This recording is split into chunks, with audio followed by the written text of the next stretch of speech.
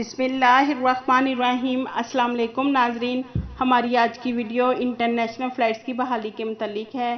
ناظرین، سعودی Arabian year lines السعودیہ نے کہا ہے کہ 17 مئی بروز پیر رات 1 بجے انٹرنیشنل فلائٹس کا دوبارہ آغاز کیا جا رہا ہے، لیکن ان 20 ممالک کے شہریوں کے بارے میں سعودی وزارت داخلہ نے کورونا وبا کے پھیلنے کو روکنے کے لیے پابندی لگائی گئی ہے، وہ پابندی برقرار رہے گی۔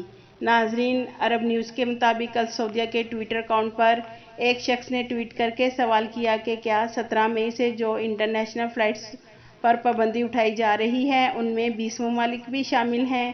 ناظرین، السعودیہ نے جواب دیتے ہوئے کہا کہ 17 مئی کو رات 1 بجے سے تمام انٹرنیشنل فلائٹس پر پابندی اٹھا لی جائے گی، تاہم یہ فیصلہ ان 20 ممالک پر لاگو نہیں ہوگا جن پر کورونا وائرس پھیلنے سے روکنے کی وجہ سے سفر پر پابندی جاری ہے۔ یاد رہے ناظرین کہ 20 ممالک پر 3 فروری بروز بدھ کو سفری پابندی عائد کی گئی تھی۔ یہ پابندی ان مسافروں پر بھی ہے جو 14 دن کے دوران ان ممالک سے گزرے ہوں جن پر کورونا وبا کی وجہ سے پابندی لگی ہوئی ہے۔ ناظرین، سعودی وزارت داخلہ نے کورونا وبا کے باعث جن 20 ممالک کو سعودی عرب آنے پر پابندی لگائی گئی ہے ان میں پاکستان، انڈیا، متحدہ عرب امارات، انڈونیشیا، ترکی، امریکہ، جرمنی، اٹلی، برازیل، پرتگال، برطانیہ، جنوبی افریقہ، فرانس، سوئٹزرلینڈ، مصر اور لبنان شامل ہیں۔